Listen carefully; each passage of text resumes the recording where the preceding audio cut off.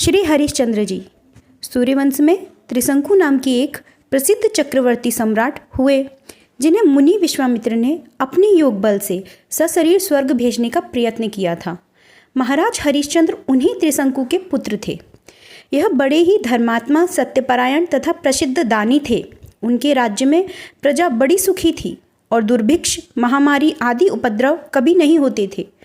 महाराज हरिश्चंद्र के यश से त्रिभुवन भर गया। देवऋषि नारद के मुख से उनकी प्रशंसा सुनकर देवराज ईर्षा से जल उठे और उनकी परीक्षा के लिए मुनि विश्वामित्र से प्रार्थना की। इंद्र की प्रार्थना पर प्रसन्न होकर मुनि परीक्षा लेने को तैयार हो गए। महामुनि विश्वामित्र अयोध्या पहुँचे। राजा हरिश्चंद्र से बातों ही बातों में उन्होंने समस्त राज्य दान रूप में ले लिया। महाराज हरिश्चंद्र ही भूमंडल के एक छत्र राजा थे। वह सारा राज्य तो मुनि को भेंट हो ही चुका था। अब वे रहें तो कहाँ रहें। उन दिनों काशी ही एक ऐसा स्थान था जिस पर किसी मनुष्य का अधिकार नहीं समझा जाता था। वे रानी सेव्या और पुत्र रोहित के साथ काशी की तरफ चल पड़े। जाते समय मुनि ने राजा से कहा कि बिना दक्षिणा के यज्ञ, दान और जप तप आदि सब होते हैं तथा आप इस बड़े भारी दान की सांगता के लिए 1000 स्वर्ण मुद्राएं दक्षिणा स्वरूप दीजिए। महाराज के पास अब रह ही क्या गया था। उन्होंने इसके लिए 1 मास की अवधि मांगी और विश्वामित्र ने प्रसन्नतापूर्वक 1 मास का समय दे दिया। महाराज हरिश्चंद्र काशी पहुँचे और सेव्या तथा रोहित को एक ब्राह्मण के हाथ बेचकर स्वयं एक चांडाल के यहाँ बिक गए, क्योंकि इसके सिवा अन्य कोई उपाय भी न था। इस प्रकार मुनि के ऋण से मुक्त होकर राजा हरिश्चंद्र अपने स्वामी के यहाँ रहकर काम करने लगे। इनका स्वामी मरघट का मालिक था। उसने इन्हें शमशान में रहकर मुर्दों के कफन लेने का काम सौंपा। इस प्रकार राजा बड़ी सावधानी से स्वामी का काम करते हुए शमशान में ही रहने लगे। इधर रानी सेव्या ब्राह्मण के घर रहकर उसके बर्तन साफ करती, घर में झाड़ू बुहारी देती और कुमार पुष्प वाटिका से ब्राह्मण के देव पूजन के लिए पुष्प लाता। राजसुख भोगे हुए और कभी कठिन काम करने का अभ्यास न होने के कारण रानी सेव्या और कुमार रोहित का शरीर अत्यंत परिश्रम के कारण इतना सूख गया कि उन्हें पहचानना कठिन हो गया।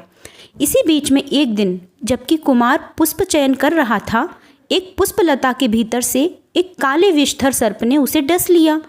कुमार का मृत शरीर जमीन पर गिर पड़ा। जब सेव्या को यह खबर मिली तो वह स्वामी के कार्य से निपटकर विलाप करती हुई पुत्र के शव के पास पहुंच गई और उसे लेकर दाह के लिए शमशान पहुंची। महारानी पुत्र के शव को जलाना ही चाहती थी कि हरिश्चंद्र ने आकर उससे कफन मांगा। पहले तो दंपत्ति ने एक दूसरे को पहचाना ही नहीं, परंतु दुख के कारण सेव्या के रोने चीखने से राजा ने रानी और पुत्र को पहचान लिया। यहाँ पर हरिश्चंद्र की तीसरी बार कठिन परीक्षा हुई। सेव्या के पास रोहित के कफन के लिए कोई कपड़ा नहीं था, परंतु राजा ने रानी के गिड़गिड़ाने की कोई परवाह नहीं की। वह पिता के भाव से पुत्र शोक से कितने ही दुखी क्यों ना हो, पर यहाँ तो यह पिता नहीं थे, वे तो मरघट के स्वामी के नौकर थे और उनकी आज्ञा बिना किसी भी लाश को कफन लिए बिना जलाने देना पाप था। राजा अपने धर्म से जरा भी विचलित नहीं हुए। जब रानी ने स्वामी को किसी तरह मानते नहीं देखा तो वह अपने साड़ी के 2 टुकड़े करके उसे कफन के रूप में देने को तैयार हो गई।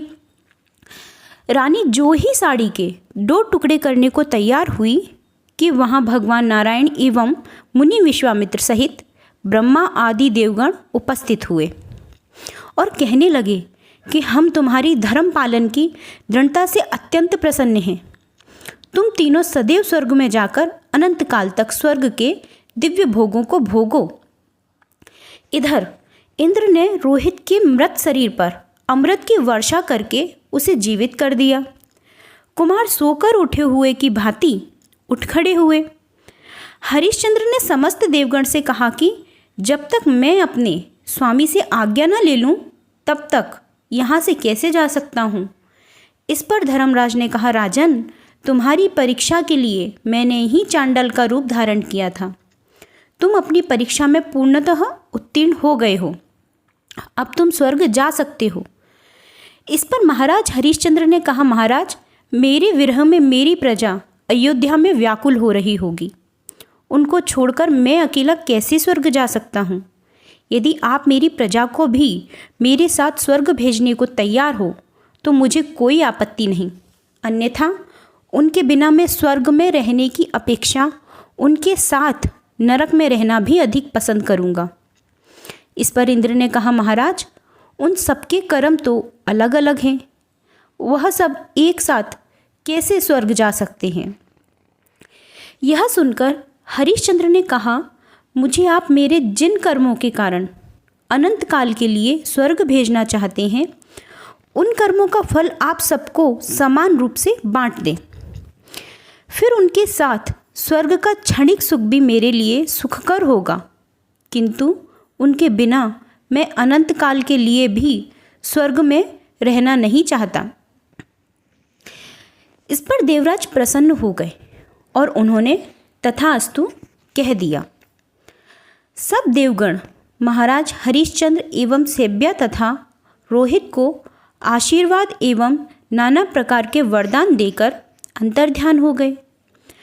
भगवान नारायण देव ने भी उन्हें अपनी अचल भक्ति देकर कृतार्थ कर दिया। इधर सबकी सब अयोध्यावासी अपने स्त्री पुत्र एवं भृत्यों सहित सदेह स्वर्ग चले गए। बाद में मुनि विश्वामित्र ने अयोध्या नगरी को फिर से बसाया और कुमार रोहित को अयोध्या के राज सिंहासन पर बिठाकर उसे समस्त भूमंडल का एक छत्र अधिपति बना दिया। दोस्तों, वीडियो अच्छी लगी हो तो वीडियो को लाइक और चैनल को सब्सक्राइब जरूर कर दें। धन्यवाद।